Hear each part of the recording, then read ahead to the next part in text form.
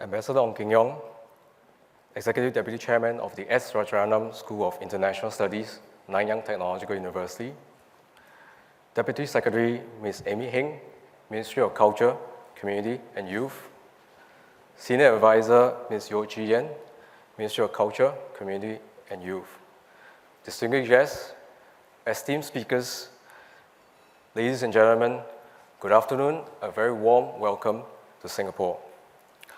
For our overseas friends who are from colder climate, this warm welcome is both figurative and literal. Today's weather forecast is 32 degrees. Notwithstanding the rain outside, you can be rest assured that there will be sunshine and the weather is going to be hot later. We have a diverse group of participants in this ballroom today. Half of you came from another country, and we are very happy that you can make it here. For those who are visiting Singapore and this part of the world for the very first time, allow me to share with you a little bit about this region. Southeast Asia has the most culturally diverse countries in the world. The rich tapestry of ethnic heritage is home to over 650 million people, more than 1,000 native languages. In Indonesia alone, there are over 800 languages spoken. Many people here speak more than one language beyond the vernacular language. I know of a few Malay and Indian friends who can speak excellent Mandarin, better than me, and they are here with us today. National census in this part of the world shows that there are more than a dozen official religious classifications. And even among those religions, they have their own denominations. We are also enriched by the large number of expatriates and long-term residents from countries outside of Southeast Asia. Diversity in this region and in Singapore doesn't necessarily mean that there will be chaos or a lack of unity. Diversity can be a strength that we can harness. One example is the food that we enjoy, right, from different backgrounds, from different races. Food, as you'll find out, is a common interest here in Singapore and this region. It brings people together, no matter what is your background. And the nature of Southeast Asian food is such that it stimulates all your taste buds, whether it's sweet, sour, salty, or spicy. Participants in this conference, over the next 2.5 days, you will get a chance to sample different kinds of food, possibly including the famous, or some will call infamous, durians, which we will hope to show you tomorrow, perhaps. Different food adds color and excitement to our daily lives. And this is the same principle that applies to managing our social identities, who we are, be that of a particular race, of a particular religious background, or the values that we hold. Diversity can make us more resilient, but it can also make us more vulnerable if we are unaware of some of the cultural sensitivities. Today, the tribal group that we belong to, whether it's a particular race or a particular faith group, we are all digitally connected. All of you here, you have a smartphone and you can always check out your friends on your Facebook and other social media accounts. We are also connected economically. We are economically interdependent today. So, the kind of work that we do complement one another. But in spite of that, we still need to address different levels and different types of tensions around us. And you can see from around us today, right, the challenges that we face, right, in the different communities within and between different tribal communities. To ensure that diversity is strength, I think it's important that first and foremost we understand what are some of the challenges within our own and other communities. This includes the rituals, the values that we practice, and also understanding what may be some of the emerging trends in the region and globally. Last but not the least, it is also important to understand how we can connect with people who are different, and also to negotiate and expand the common spaces. How can we resolve the differences peacefully and amicably? The goal at the end of the day is how to build a more cohesive society, to live together even if we do not share the same opinion. Let me share with you a little bit about the International Conference on Cohesive Societies and the Inter-Sessional Event that we have over the next 2.5 days. We gather here today to discuss the challenges in fostering cohesion, to share best practices, and to develop potential programs. Why is this important? It is important because a cohesive society is the foundation for peace and development, particularly in today's troubled times. Fostering cohesion is vital in mitigating the tensions on the ground, particularly relating to religious and racial practices and the social values that some of us hold. The International Conference on Cohesive Societies, or ICCS for short, is a global platform that promotes interfaith and multicultural dialogue with the aim to deepen common ground and identify actionable activities. Today's conference, the Inter-Sessional Event, is a prelude to the larger ICCS, similar to the Young Leaders Chat, Channel, and Champion program, or what they call the Young Leaders Cha-Cha-Cha. That program that was organized a month ago, where emerging local and international youth connect with other like-minded individuals to share ideas that can promote interfaith contact. As Mr. Taman Shanmugaratnam, President of Singapore, pointed out in his speech during the Pope Francis visits to Singapore 2 weeks ago, ICCS helps strengthen interactions between different ethnic and religious groups and actively weaken the forces that seek to pull communities apart. What can you expect in the next 2.5 days? We have more than 100 religious and community leaders here, as well as academics and policymakers. All of you here are experts, practitioners, and change agents in your respective professions. In day one, we have Dr. Richard Wicke, Director of Global Attitude Research, Pew Research Center, to share with us what are some of the emerging global trends that will shape plural societies. In day two, we have Professor Mona Siddiqui from the University of Edinburgh and a global leading scholar on Islamic and religious studies to share with us insights on the roots of the conflict and what are the drivers for societal division. In day three, we have Professor Toshi Sasau from International Christian University and Professor Silvaraj Veliyotam from Macquarie University in Australia to share insights on bridging connections based on their personal experiences on the ground. Now, this is not just a one-way dialogue or conference presentations, but we are also looking forward to developing other kinds of skills, actionable skills that participants can take home and to try that out with their own respective communities. So apart from the distinguished presentations from esteemed scholars, there are two workshops, two skills workshops, and two breakouts. The two workshops, one of them is an introduction to futures thinking, and the other on conflict resolution. Both workshops are designed to equip participants with some kind of basic knowledge and tools that we hope they'll find relevant when you bring it back home.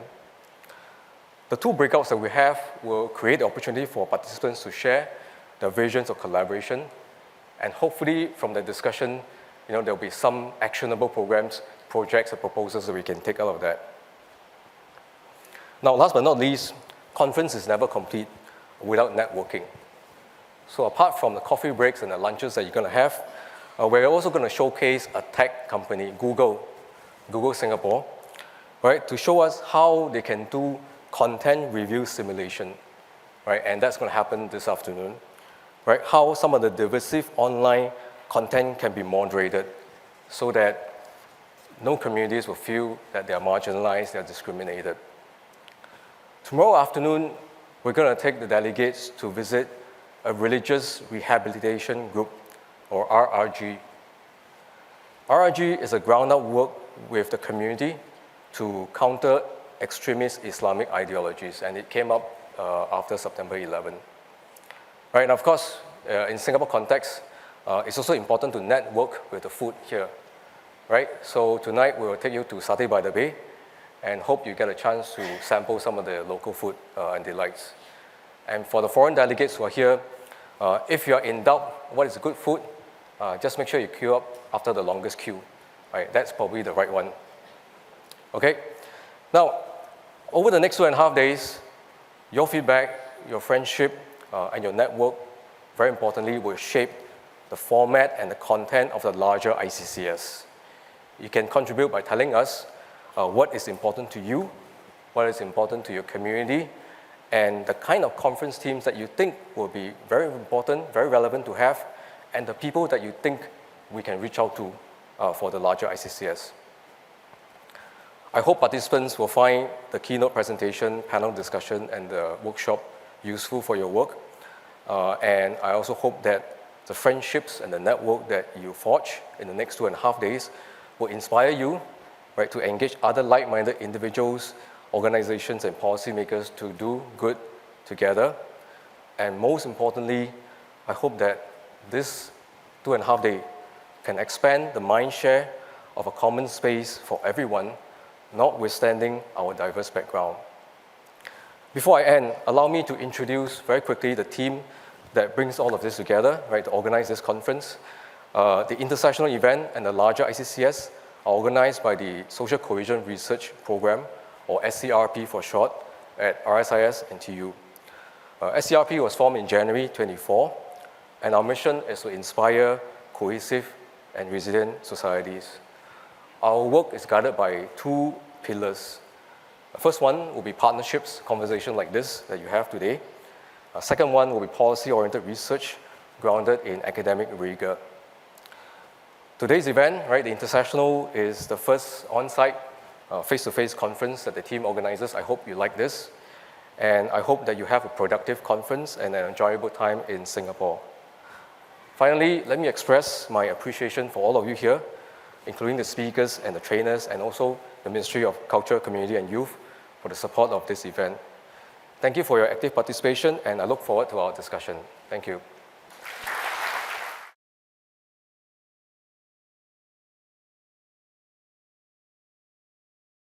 Great, well, thank you. I'll start off with running through a few slides.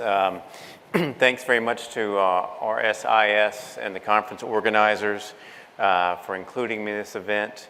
Chan Hung, congratulations on your selfie skills, very impressive. Good way to start off the conference.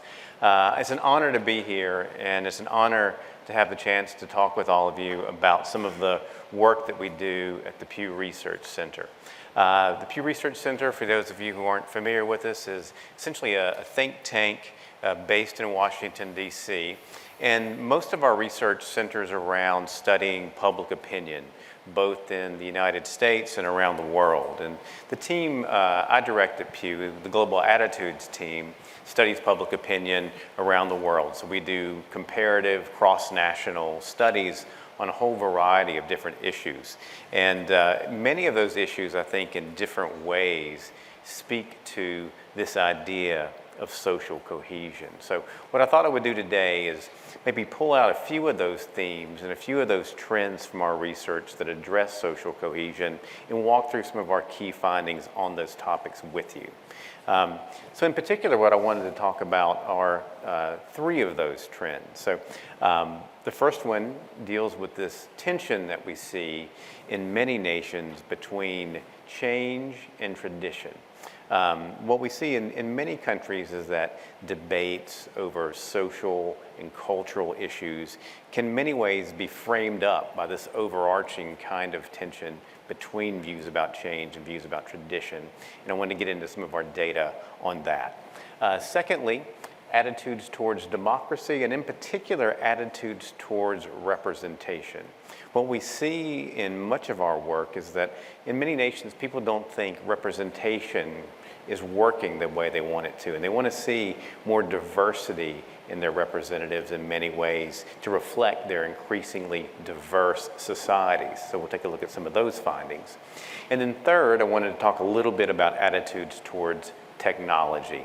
Obviously, Google's going to be a part of our agenda for today. We're all thinking about technology in different ways. It's impacting our lives in different ways, and it's impacting our societies in many, many ways. So I want to share with you a little bit the data we've seen in terms of how people think technology, and in particular, social media is having an effect on their societies. So let me start off with this very broad kind of question on this issue of change versus tradition. So this is a question we've asked people around the world over time on our surveys, where we basically say, do you think our country will be better off if we stick to our traditions and our ways of life, or will we be better off if we are open to changes in our traditions and our ways of life?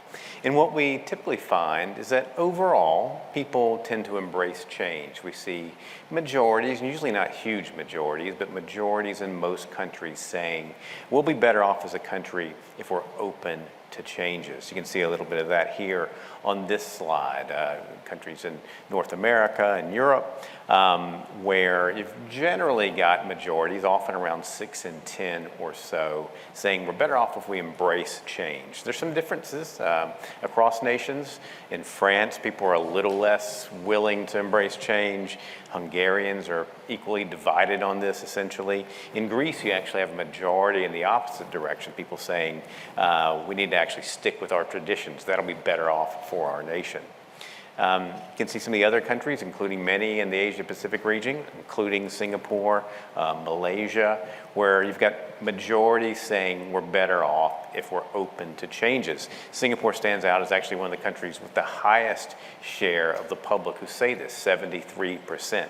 That's about a little over 6 in 10 in Malaysia, right? So what we typically see in the surveys is that people say, okay, we're better off if we embrace change, but significant percentages of the countries that we study nonetheless say we're better off if we stick with traditions.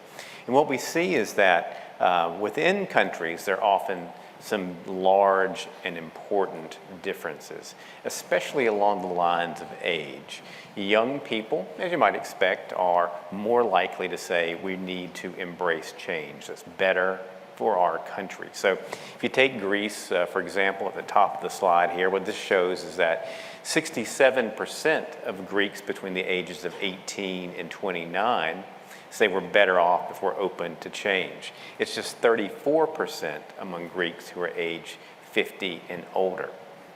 We see the same kind of pattern in many other countries, just about everywhere we survey. I couldn't fit all of them on this slide, but it's a pretty consistent finding across nations that people who are younger are more likely to say it's good for our country if we embrace change.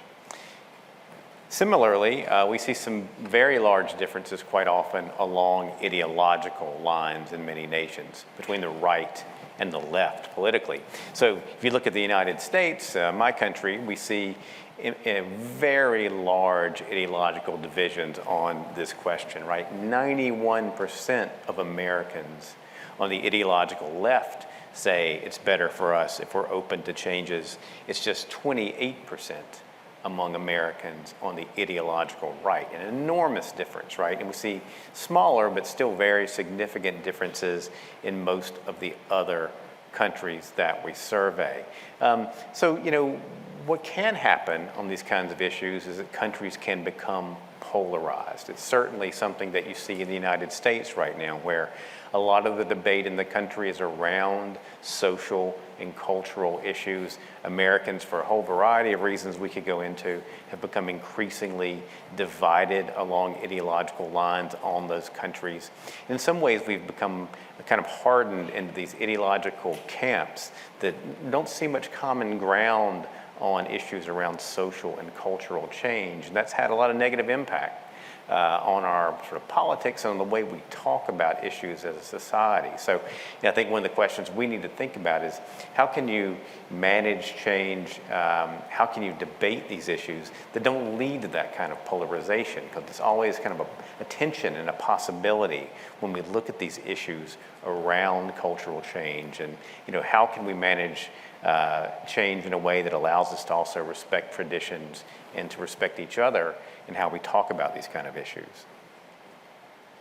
So I also want to talk a little bit, as I said, about some attitudes towards democracy around the world, and in particular about representation. We ask a lot of questions about democracy, including this one that I'll share here.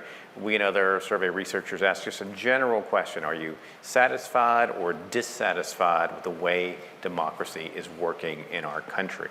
And what we've seen in many nations, and others have found this too, is that the share of the public that's satisfied with the way things are working has declined in recent years. Now, to share a few of those nations with you here, where we've seen double-digit declines in just the last 3 years. There might be a lot of reasons for that that we can think of. Certainly, the economy can be a part of the story on something like this. People have been worried about inflation, inequality, other economic issues. But part of the story is also about the way representation is working and people not feeling fully represented in their political debates, and more broadly, not fully represented in big debates that are taking place in their societies. And you can see a little bit of that here. A couple of questions we ask on our surveys about representation. Do you feel that elected officials in your country care what people like you think or not? Overwhelmingly, people say they don't think elected officials care. These numbers here are median percentages across 23 countries where we asked this question last year.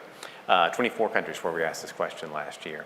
Out of those 24, 23 of them had majorities, usually large majorities, saying that they don't feel like elected officials essentially care about them. The one exception is Sweden.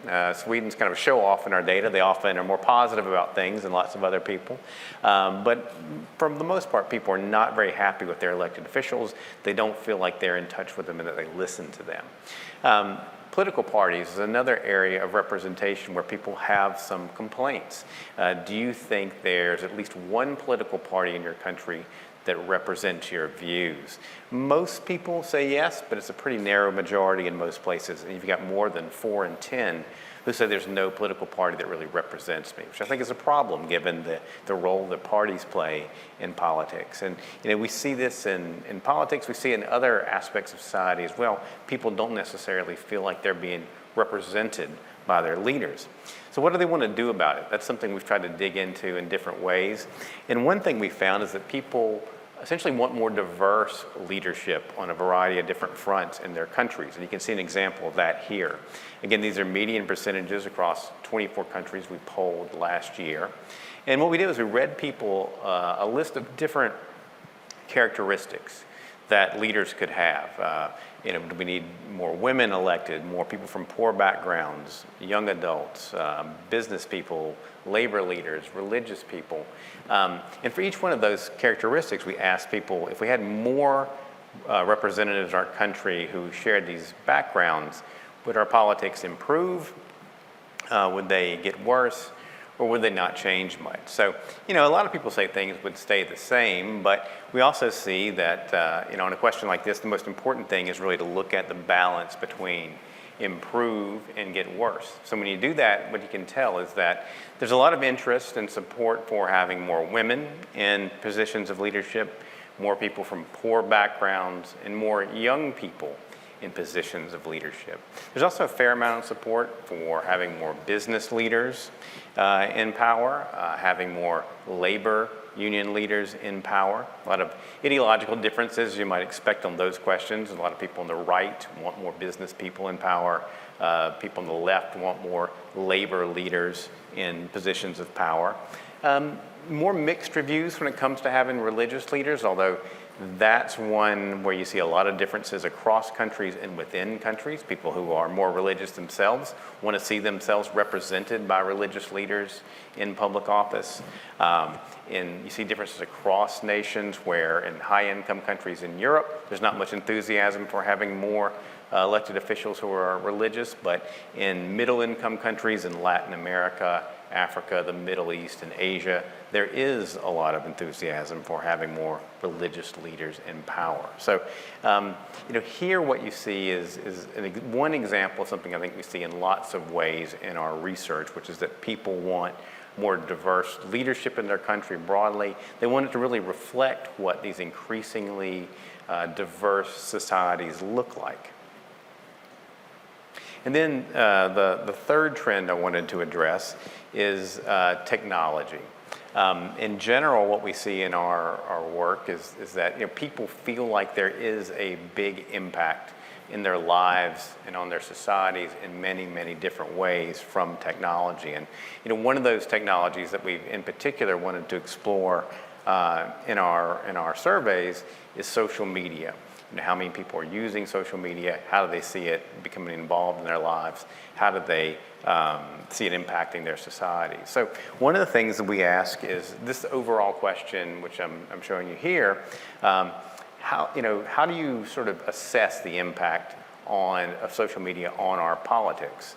And what people say is that overall, I think it's been a good thing, actually. This is one of the more surprising findings I think we've had in recent years, right? We ask people, in general, has social media been a good thing or bad thing for politics in our country?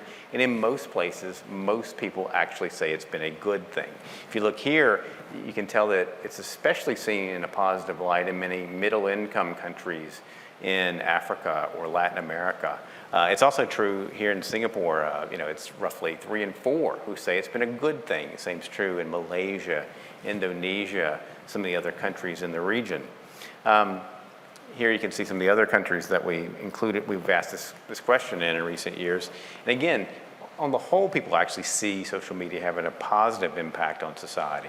It's less true when you look at places like Canada, Australia, parts of Europe, and then especially the United States. We kind of stand out once more in a pretty negative way. I think that negative number, again, reflects these divisions we see in the U.S.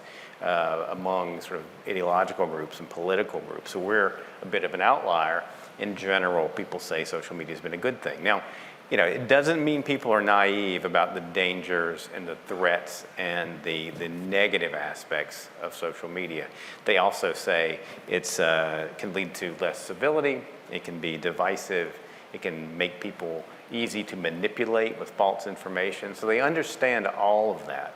Nonetheless, they sort of have a hopeful view of the impact it can have on society. And why is that? Well, one of the things is that what they tell us in our surveys is that social media helps with some of those problems they see in their society, giving people a voice, for example.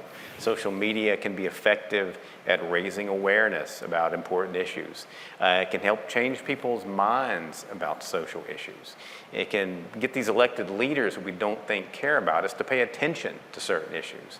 It can have an influence on policy decisions in our country. So at this time when people feel very voiceless, they don't feel represented, they see this online platform that we all use and experience in our lives as a place where maybe they can make a difference. Maybe they can have their voice heard on some of these important issues where they feel ignored.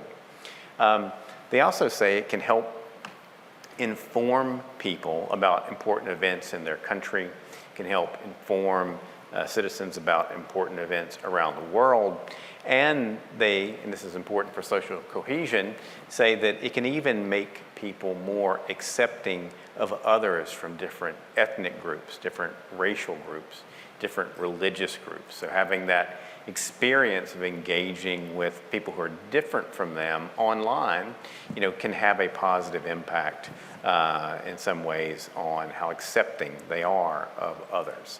And again, I know this runs counter to a lot of what we sort of think about often when it comes to social media. So, for me, it's important to keep in mind that when we ask average citizens about these issues around the world, again, they understand the risks, they understand the dangers, but they see some positive aspects as well.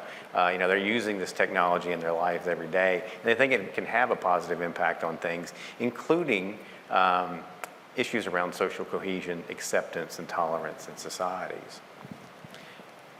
So that's some of the key findings and key themes, I think, that speak to social cohesion in our research. I mean, again, just to sort of review them, one is this idea of change versus tradition, which doesn't have to be an either or, right? What we need are ways to embrace change and continue to respect traditions. But what we often see is that in many of the countries where we do our surveys, this sort of divide over change and tradition frames up a lot of the debates about social and cultural issues.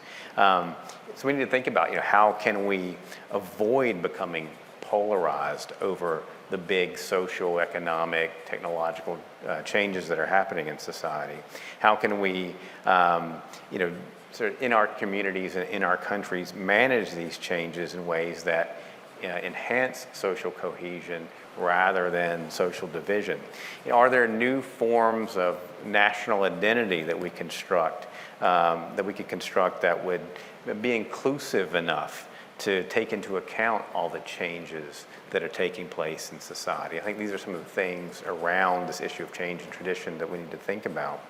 Secondly, we see in many ways, I think, what people would term a crisis of representation in many nations where we do our surveys. People are being impacted by all these social, economic, technological changes, and they want a voice in the debates about those changes, but they don't always feel like they have that voice, right? And they part of what they tell us in terms of what would make things better is they want more diversity in a country's leadership. They want to see in a country's elites the kind of diversity that reflects the various perspectives and experiences within a given society. And then finally on technology, again, people see those threats, they see those dangers in technology, they see it in terms of all the social media that we're consuming, but they're also hopeful, I think, and they want to see these platforms and these technologies create the kind of public spaces that allow for a healthy debate about the kind of social and political changes we're all experiencing and that all of our societies are experiencing. So I'll leave it there, and I look forward to the discussion and conversation. Thank you.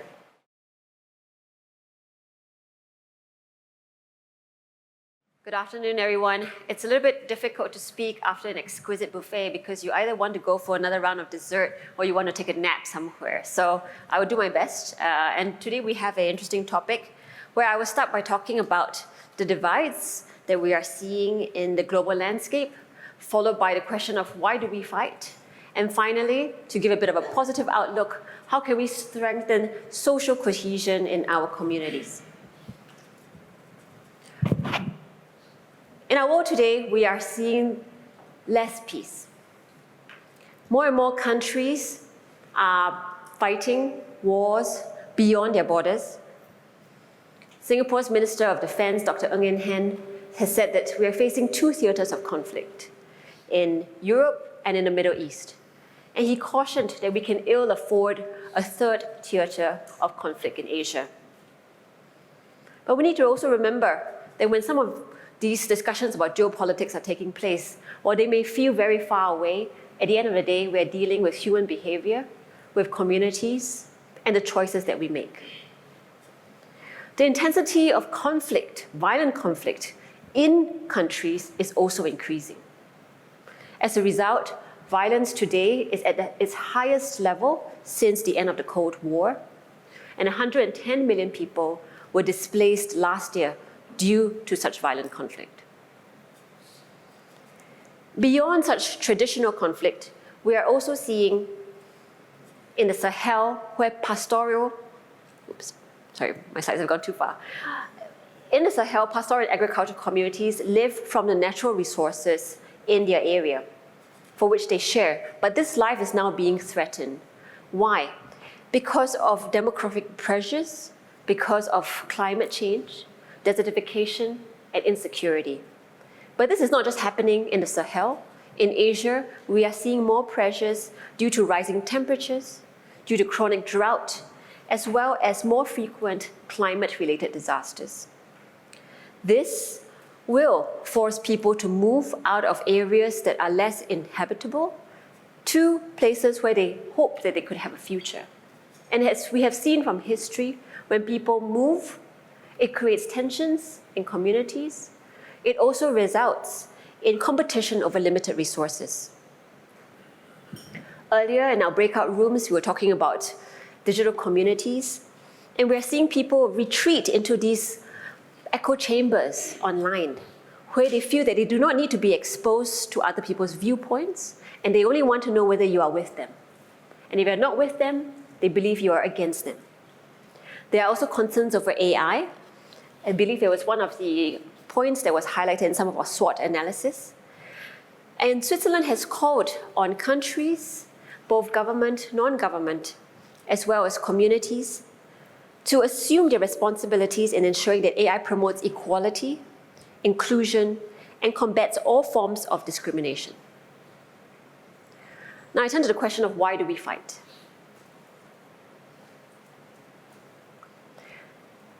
Harvard professor Daniel Shapiro has this interesting simulation, and some of you might have heard it before. He splits participants up into 6 groups. And in these groups, he asks each of them a series of questions, such as what they may consider to be their most important value of this new tribe. And after 50 minutes of discussion, they have to choose just one out of the 6 tribes to represent them. And over 2 decades of him doing this research and exercise many times all over the world and with different people, most of the time, people cannot reach agreement. And what is the reason behind that? One of it is the issue of identity and lack of empathy. Participants become so connected to their new group identity that they refuse to take on a new one in order to save the world. A threat to a single person in a tribe is seen as a threat to the entire group. Also worth noting is how quickly an adversarial mindset forms, in which each side is convinced of their own rightness. We therefore insulate ourselves from learning about the other person's perspectives. Another reason why we fight, besides identity and the lack of empathy, is the issue of assumptions and misperceptions. As economist Christopher Blackman puts it, we are overconfident creatures. We assume other people think like us.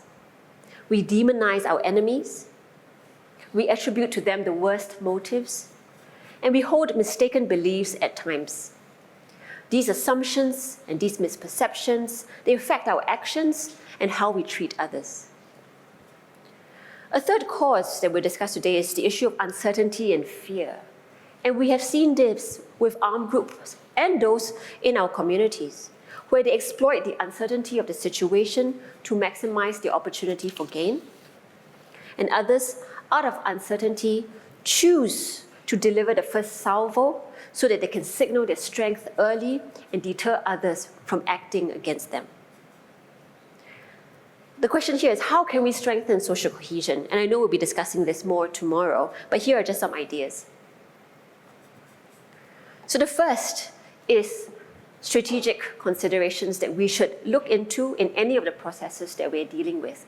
Whether you are in dispute settlement, you are a lawyer, you are in politics, you're in policy making or working anywhere, we ask ourselves, one, is the process that we're working on entrenching grievances? And this came up because when international lawyers were talking about how they could manage some of the conflicts and disputes, they tried to depoliticize it. But as a result of it, they found that they were actually entrenching grievances in communities.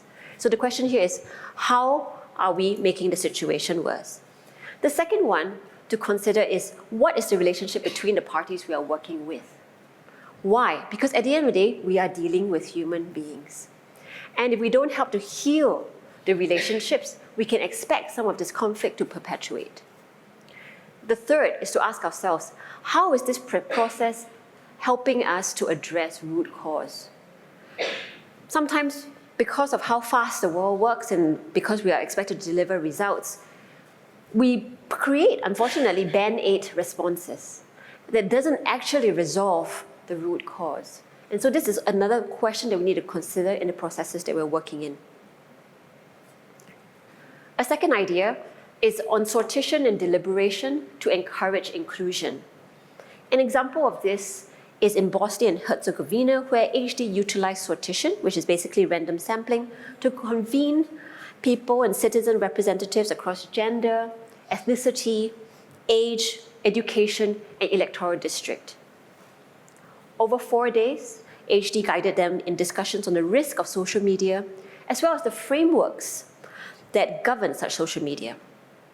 Following the deliberations, citizens drafted a citizens' charter on the responsible use of social media during elections.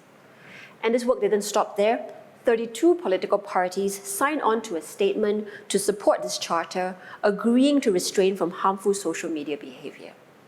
And this is not just in Bosnia and Herzegovina. My colleague Jan, who is somewhere here, you want to put up your hand? Yes, she's been working on that in Thailand as well, and she can share more on it. A third idea is on civil associations for diverse communities to act collectively. USIP did a study in South Asia where they found that communities in which there is little interaction among members of different ethnic groups are the most likely to engage in ethnic violence. Conversely, communities least likely to suffer from ethnic violence are those in which civic associations are present, as they provide the basis for sustained interaction across ethnic lines. What I find fascinating was what they deem as civic associations, and this included film clubs.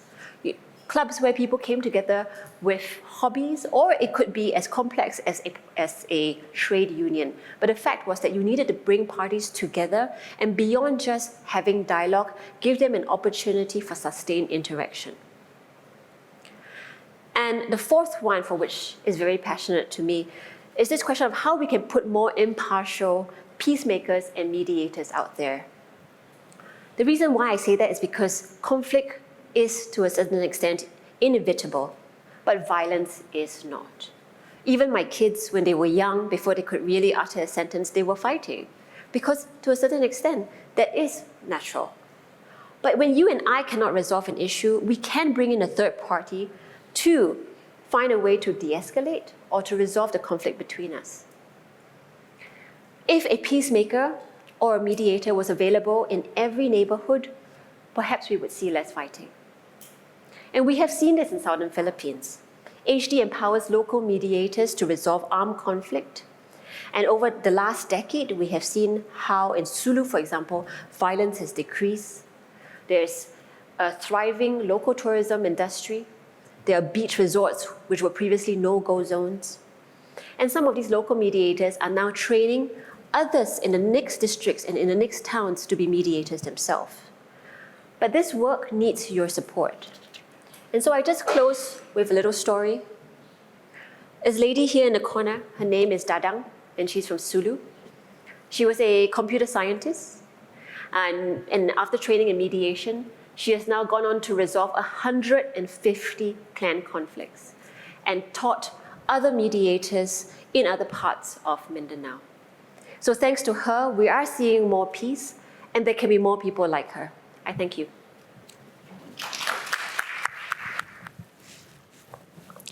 So good afternoon, everyone.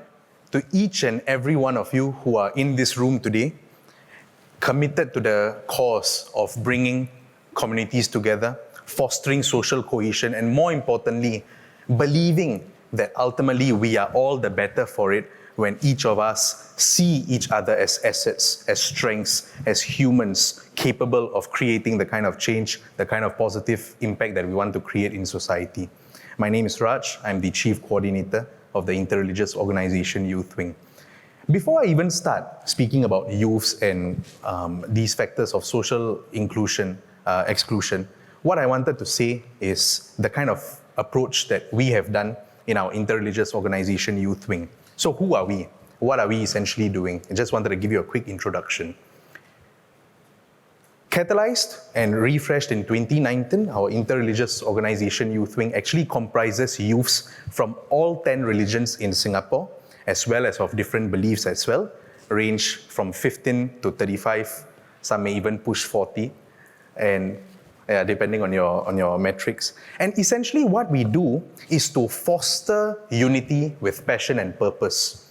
We catalyze conversations, we create friendships, and we expose our youths to different places of worship, different lived traditions, cultures, ethnic groups, as a way of them to have that 1-degree shift in their perspective in humanizing each other.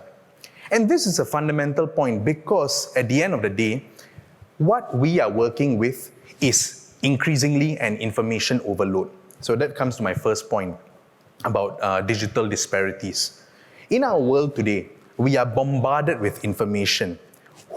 We are shown different perspectives, we are shown different arguments and sides of different stories. And what happens over time is ultimately, what sticks in our mind are those things that are a lot more easy on the eyes, a lot more marketable, those that appear very attractive, maybe due to the way in which the content is expressed and so. And usually what happens is that we are conditioned into believing certain perspectives. We are conditioned into believing and following certain thought leaders without actually often coming back to the practice of being critical of information that we are receiving. And so this creates the first problem that we have as youths in society. Number one, who regulates some of these thought leaders, some of these individuals that are again pushing a particular narrative at the expense of pushing a particular agenda, and where the ultimate fruit is where youths of today become divided between supporting some of these agendas and issues. The second one is a much more deeper point. At the end of the day, youths, we want to feel like we belong. We want to feel we have a deeper dream, a deeper, higher purpose that governs us, that allows us to be who we are, express ourselves, do something, be it in the contribution to a particular cause in community or even doing a fun activity with our friends. And that is a very important aspect of our youth work here. In the IRO Youth Wing, through our activities, we empower each and every youth through the framework of ABCD. So I think you'll be hearing a lot of frameworks and so within this 3 days. So let me just give you one more as well. What is ABCD? Asset-based community development. Should I repeat that one more time? Okay. Asset-based community development. With each individual joining us, we identify their strengths, we offer them a platform for them to express, to be who they are, to speak their truth, their strengths, and come together in co-creating a meaningful activity that sometimes exceeds even our own expectations together. Many of you would also have, some of you who were with us in our HashPeace event yesterday saw a miracle of it. Of course, it was with HashPeace. And why I say that is because at the end of the day, when you are able to create such fun activities with the youths, you are giving them an opportunity for them to sublimate their energies in the conduct, in the performance of something greater than themselves. And you give them a purpose for which they then come together to be able to use every bit of resources they have to engage in this particular cause, again, of social cohesion, bringing together communities. Many of our youths now use TikTok. They use a variety of different platforms. Some are even learning videography. Some are even learning cybersecurity. So bringing in these strengths, these skills as a way of fostering youths to be able to continue contributing to this larger cause is one of the things that we are looking at.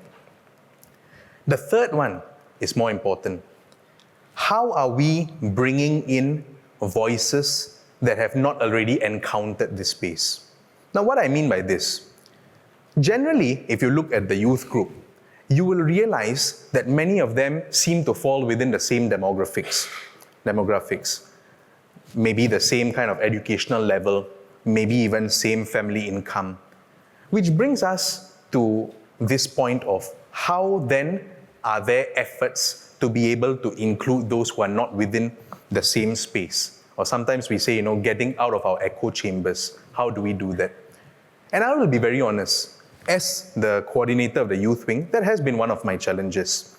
Because, number one, sometimes we need to practice that attitude of doing the outreach. We need to be the ones that actively go and seek these communities and create a trust.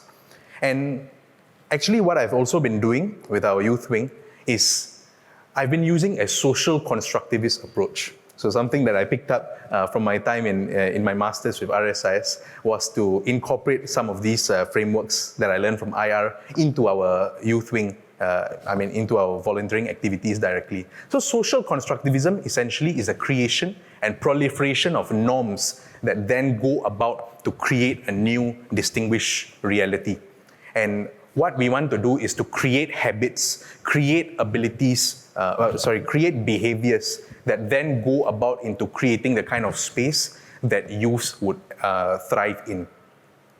Let me ask the audience now, would you feel happy being in an environment where you were able to express what you want to do without fear, without judgment, knowing that you have a strong support network of people genuinely rooting for who you are and what you want to be?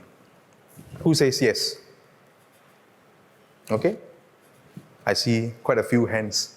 This is where the human spirit thrives. It thrives in being recognized for who it is, for what it is, for what we are able to deliver. And that safety is something that we try to nurture within our youth wing. Not only amongst our own youths, but more importantly, to create such a norm that our youths feel empowered and feel safe enough to say that, hey, this is a cause that I genuinely am passionate about. Would you like to be able to get to know more? And over some time, what then happens is these youths themselves go out and create friendships. They bring their own friends. They bring different communities together. And the purpose is very simple. We are not here to homogenize views. We are here to create diverse, pluralistic views that all come together in crafting, in co-crafting, something much more beautiful and empowered for each and every one of us. And that is the key crux of our work here within the youth wing, to bring together youths within their own space of things that excite them, things that interest them, things that allow them to express a part of themselves, number one. Number two is to bring together opportunities for them to encounter each other, to see that human interconnectedness, that commonalities between their own backgrounds. And number three, to be able to craft such deep friendships that they become advocates for each other. We are moving away from the approach, from the framework of just tolerance. We want acceptance, but my personal goal, and I pray this happens with the support of each and every one of you and our youths, is to create advocacy for each other. Going beyond acceptance to even advocacy. When we see each other as belonging to each other, wanting to create value and give back to each other, that's when we will all hold hands, even if we have diverse views, hold hands, come together and create a deeply embedded, supportive structure and engagement within society that allows us to be our best, do our best, and continuously live up to be our best. I would love to have all of your questions about these topics. Thank you.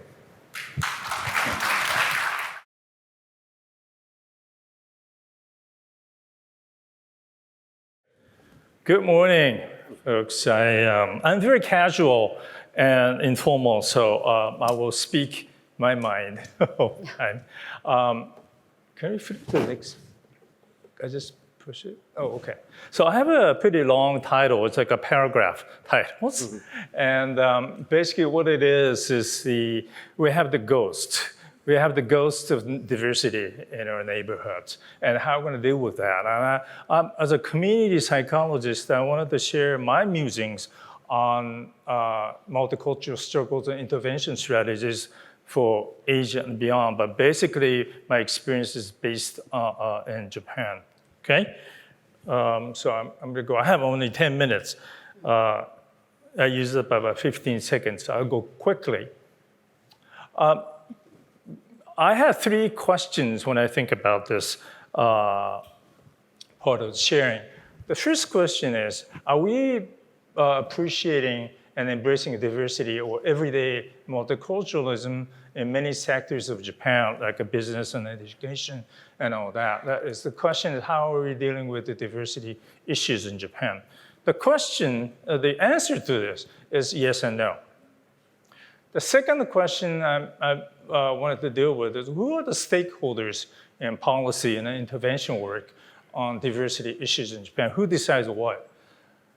My reaction to that is mostly top-down decisions.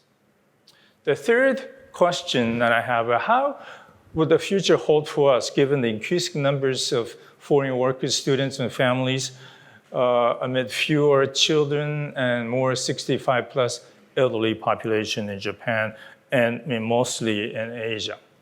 What are the desired endpoints here in diversity?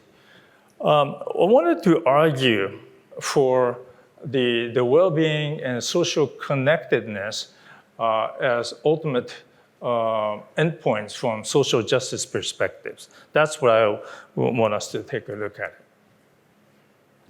A bit about myself, I'm a social community psychologist, and I've been stuffy academic for the whole life.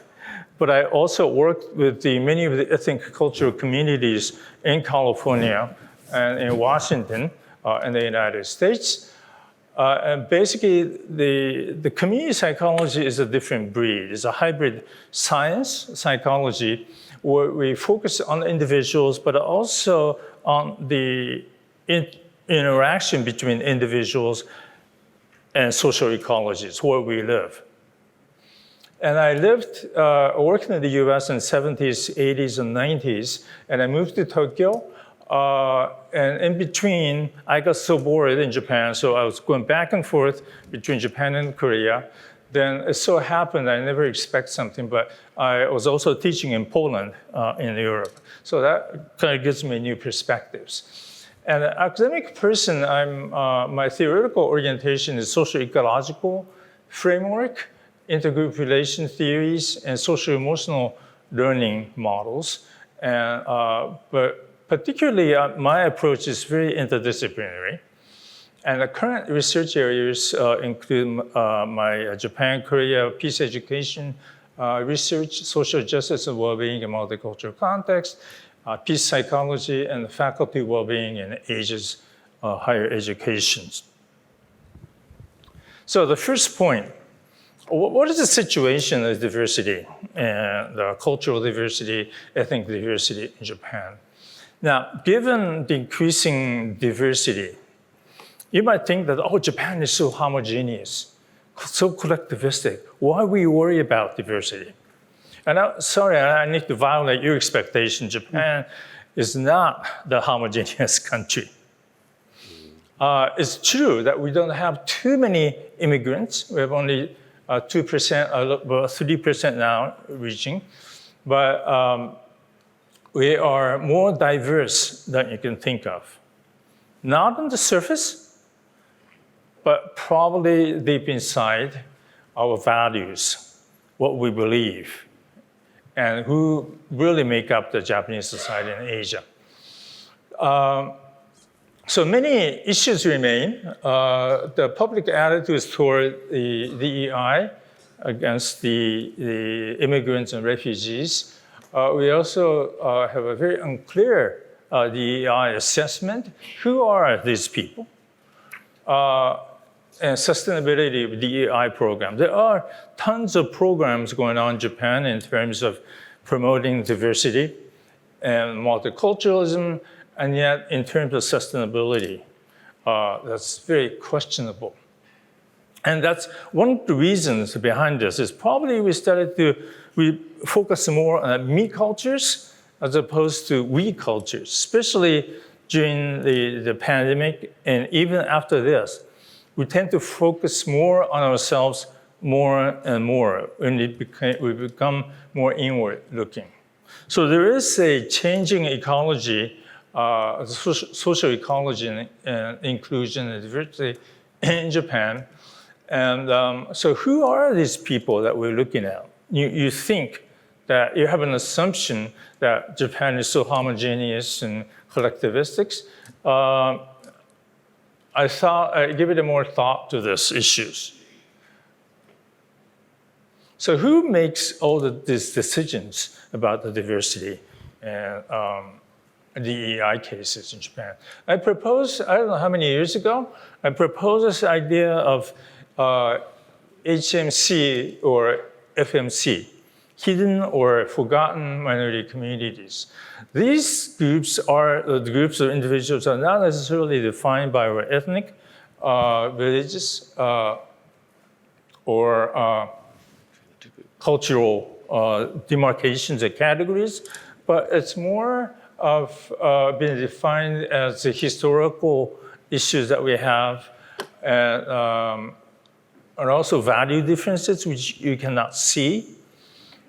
If I shut myself up and say, I look like a nice Japanese person who is kind of quiet and obedient to the whole context of this, but once I open my mouth, I'm too loud.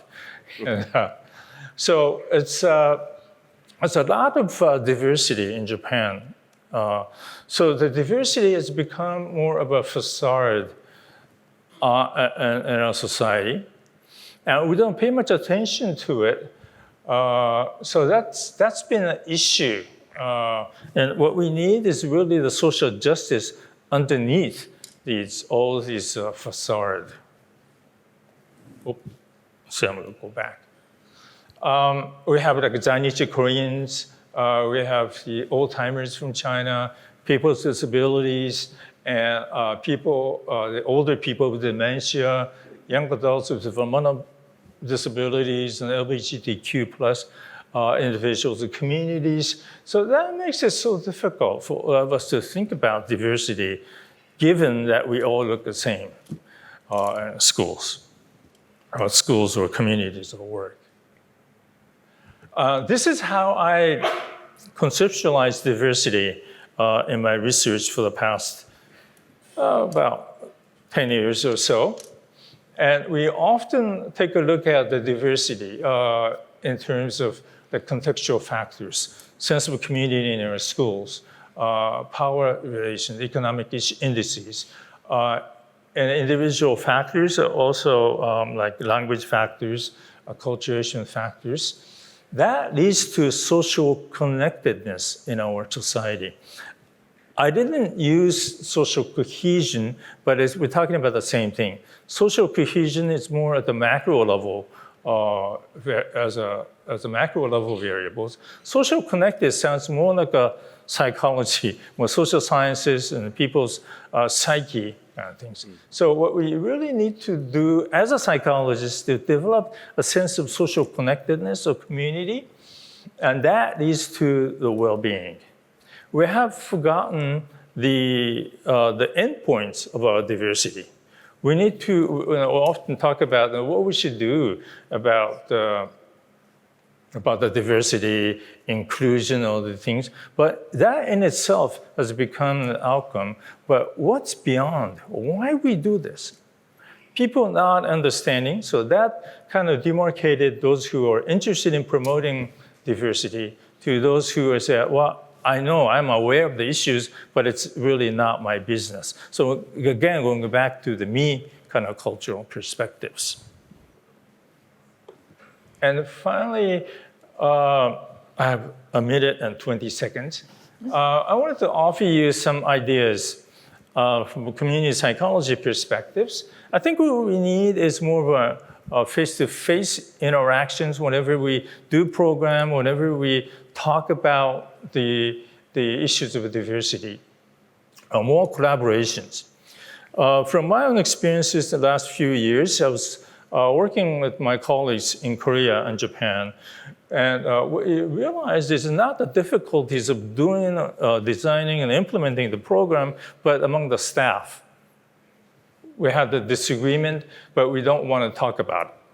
So it was underneath. There was a strong diversity, and yet when you actually do something, it does not seem to work. The second point that I wanted to address, I have 30 seconds, we need to highlight the importance of understanding the processes, not the outcomes. We tend to focus on it's important that we increase the interactions and the whatnot, but what is the process of achieving the diversity? And the third point is that I'm a psychologist, I tend to use a lot of quantitative surveys and stuff, but I realize that I am becoming more and more qualitative. So how we're going to integrate these two kinds of traditions. Like I walked around yesterday to Arab Street. I saw a lot of murals. That itself is a big community narrative that tells us what it is. I'm pretty much ignorant of the communities here, but I learned a lot by just by walking in the streets, and that was very helpful. That's qualitative variables. And the fourth point is, as in any community-based innovation research, a balance between scientific rigor and humanitarian values must be emphasized. We go either go extreme. As a psychologist, social scientist, I tend to go more for scientific rigor as opposed to humanitarian values. But for the past 20, 30 years, what I learned is the integration of these two approaches. And finally, we need to do more discussion and integration of religion and justice and peace in education. I started to do, I've been teaching peace education class in Japan, but people are saying, well, we don't have too many conflicts here. We're so happy. I said, no, you guys are not happy. So last year, I started to work with Pakistan. We have online interactions with them. So they share their Muslim perspectives. And then we share this sort of non-religious kind of perspectives from Japan. So we have them do a project together. And that's turned out to be pretty much fun. Yesterday I had a class online yesterday, and that was kind of fun. So, but anyway, what we need is education, not our young kids, but policymakers, teachers, existing leaders, not just for students and pupils, but the leaders need training in diversity and how we are going to implement it. So the conclusion, I went over 2 minutes. I'll go from the living with the ghosts, the diversity of ghosts, but how to dance with them in our neighborhood. We're not going to simply to accommodate things, compromise, but we just need to enjoy being with others, which we, I guess, all of us here are special. You guys are so special. But we usually, in the general public, we don't enjoy being with the different communities, different groups and beliefs and whatnot. Okay, so dances with the ghosts in our neighborhood. That's more of a conclusion that I have. Okay? Thank you. Thank you, Professor Sasao. I think indeed we often label under the assumption that Japan is a very homogeneous society, but actually there's a great deal of diversity that's lurking beneath the surface, and that's actually a big part of the challenge. And as you noted, social connectedness is one key part of trying to tackle this issue. Now, it gives me great pleasure to invite Dr. Raj now to give his presentation. Thank you. Thank you. I think he took the clicker.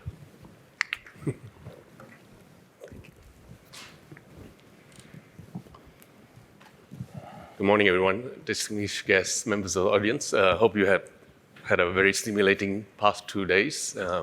Thank you to Professor Sasao and Shu-Ying for moderating the session. So I'm moving, still in the social science spectrum, so I'm going more towards sociology rather than psychology, what's happening in the mind, to what's happening out there in the world.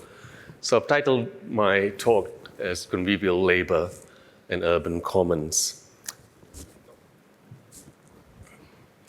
It's a very famous quote from British sociologist of West Indian descent, Stuart Hall, who said, the capacity to live with difference is, in my view, the coming question of the 21st century. This question framed in more specific terms of how we might forge a civic culture out of difference is something that's come out that have preoccupied many scholars, from sociologists to anthropologists to geographers and so forth. And we see that in diverse range of writings through concepts like new urban citizenship, cosmopolitanism, hospitality, and activism. The contribution, and of course, when Stuart Hall was talking about this, he was reflecting on what was happening in the UK, where as the famous book says, the empire strikes back, where former members of the Commonwealth were migrating to the UK, and all of a sudden, United Kingdom becomes culturally diverse. So the West has to now deal with the other within its own metropolitan center. But I suppose in the global South, we have a different kind of experience with diversity. And I think this is probably something we could take to the next conference, really looking at stratification, income inequality, the rising income gap. And that kind of polarization, I think, is something we need to investigate more so than the kind of religious or racial divides. And so we start to see that. And plus, in countries like Singapore or even Japan, we're seeing an influx of migrants, temporary and permanent. And as Shuing just pointed out, that's also creating a lot of friction. So what my colleague and I have done was to think about this idea of everyday multiculturalism, which may seem very, apparent, if you like, but really we're thinking about it in a more conceptual sense. This is just to give you a slice of everyday street in Sydney, and probably pretty much the case across Australia. The level of diversity is just incredible, given the wave of migration that we have seen.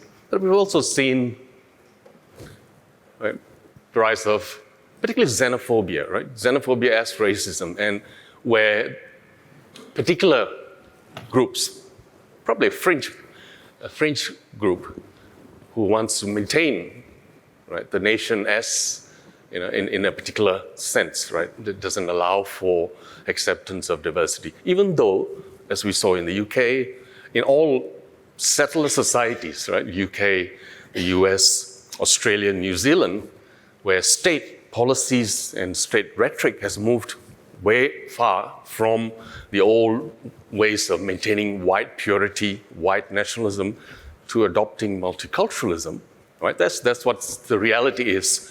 But there's always going to be a fringe minority who want to claim that. And so we might want to ask whether is racism about the management of national space. So in that vein, this is actually a concept that we're trying to develop, that we have developed, and we define it as a kind of meso-level methodological and conceptual approach to understanding everyday relations, practices, possibilities, and outcomes of everyday living in super diverse societies.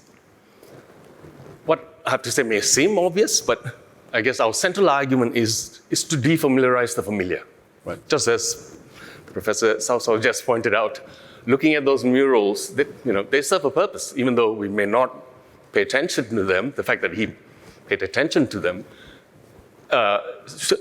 suggests this awakening that there is a history to this place. There's waves of different groups and practices that have followed in that context. So really, it's getting you to think about questioning the mundane, the obvious, the taken for granted, and how that can help us to reimagine cultural difference and diversity, not as antithetical, but something that we can successfully negotiate. So even though divisions and tensions and racism always exist, and I think this is historical, it's nothing new. So I know the headlines always raises a lot of alarmist bell. Of course, we're always going to get that sort of headlines, How often do you get a positive news story in the headline? So rather than feeling anxious and fearful about what's happening, let's look at some of the everyday places that we see positive engagement that happens, and that's pretty much what myself and my colleague have tried to do. And the context that we look at are those ordinary spaces, the workplace, the streets, the public housing estate, and so forth. So let me skip. And what are we looking for? Some of the most obvious things that we do as neighbors, The greetings that we exchange. I think Professor Siddiqui mentioned, how it can be an obstacle, but somebody has to initiate, Just like My parents are next to a Chinese neighbor. It took a long time to break the language barrier because my parents don't speak English, neither do they. And what brought them together was Chinese New Year, and the lady brings in some festive cookies, and all of a sudden this exchange has now become a 15-year-long relationship. Right? So she stops over to say, to check on my mom. And I mean, that's the beauty of, right, difference and so forth. So what I've listed here are, the kind of potential lens that we can explore where that positive interaction can happen through food, festive occasions, through urban common spaces that we all share, playgrounds, food centers, coffee shops, and so forth. In the interest of time, let me give it to just two scenarios. So I'm going to refer to this particular suburb, which is the inner west suburb in Sydney, Australia. It's called Ashfield. If you look at the statistics or the census statistics, it shows how diverse this place is. It's about 23,000 people. But what's interesting is it has actually seen waves of migrants, right from the post-war period, 50s, the Greeks, Italians, Polish, etc., till now. In fact, as you can see, where once Indians were the largest group, the latest group is Nepalese. So in that context, this is what we saw on the main shop strip, right? This is the 3 waves ago. The arrival of Chinese immigrants who obviously wanted to set up businesses, but I don't know if people can see beyond this image. What is this inviting to anyone? Alienating? Yes, no? Everyone's shaking their head. Obviously, if you're a non-Chinese speaker, this is a different world, right? So together with my colleague and the local council, we decided, let's turn, this just happened in a particular moment in time where waves of Chinese immigrants who came in the 2000s. Before that, this would have all been Polish, Greek, Italian signs. Before that, it would have been all English. Now it's all Indian and Nepalese signs. So in that moment, we thought, let's try to get the long-term residents in a way to enter this new world by creating an exhibition, a street exhibition, that we went around documenting the history of this particular shop strip, the neighborhood shops.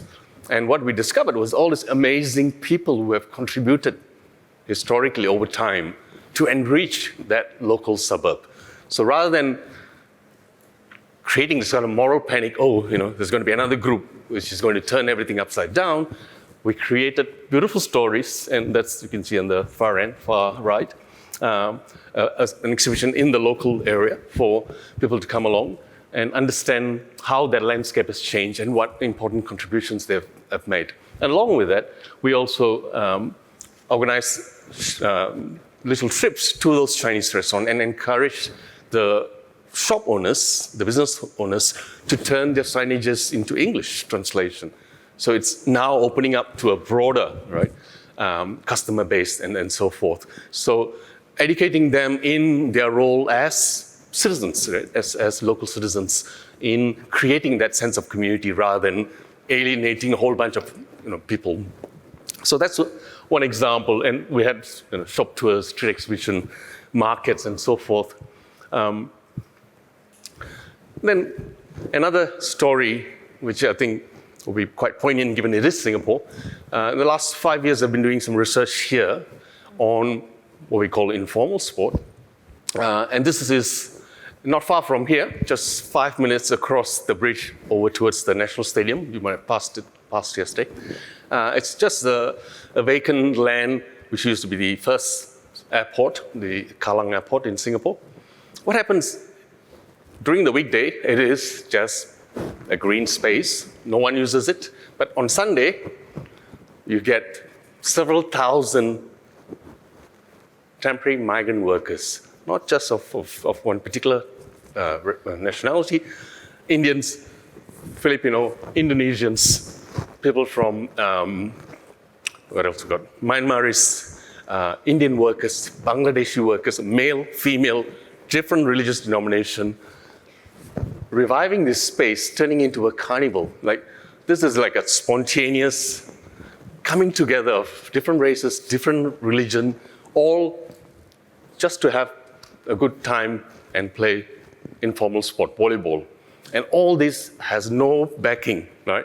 There are no stakeholders, there's no state support, but what the space has become is this idea, this great bowl of synergy, of positive interaction. So maybe, again, what the everyday multiculturalism perspective kind of calls us to do is look for those cases where, without any kind of intervention or support, that something is happening, right? And as you know, when we talk about social cohesion, we should also not forget those transient migrants, and particularly in Singapore, where close to 1 million are in that category. So social cohesion should not all just be about citizens and permanent residents, but those others who are always a permanent fixture in this particular demographic landscape. And they are exploited, marginalized, and where they, when they have their Sunday off, they're often at shopping malls, and locals feel that it's a nuisance, and they're chased away. But here they found a space, a safe space, right, to be somebody other than a helper, a worker, but be human and share in the fun. So I'll stop there, and we can take. I'm already gone way too long. We can take questions after that, and maybe I just finish by saying that one last paragraph. So the growing scholarship on everyday multiculturalism has identified situations, practices, places, and spaces that enable an openness to others, while also acknowledging that cultural intermingling can be hard work, right? We should see this hard work as a form of labor, right? Not just because it's hard, but because of its productive, transactional, and cumulative, creating things like community, like identity, right, over a period of time. So approaching these challenges as problems that are or can be worked through acknowledges both the ambivalent and hopeful dimensions of social change, and spotlights the active role demanded of all stakeholders, individuals to government, in fostering more hopeful communities in difference. Things can get tense, all working together in good faith can help things turn around. Thank you. Thank you for giving me this opportunity to do a short closing remark. I know I'm the person standing between you and going home, potentially getting dinner and or going shopping, so I'll try to keep this as short as I can. First of all, I'd like to apologize for the late start this morning, and I appreciate your patience and understanding. So there was rain and there were some train disruptions, but I'm glad everything panned out all right. I hear you on the short networking time during lunch break lunch break as well as the coffee break, because I think that really, you would like to spend more time, right, doing the networking. So I think those are some of the inconveniences. So appreciate your understanding on that. I was hoping that the weather, can impress you with the hot and warm, humid weather, but we ended up having 4 seasons in the ballroom, hot and cold at the same time.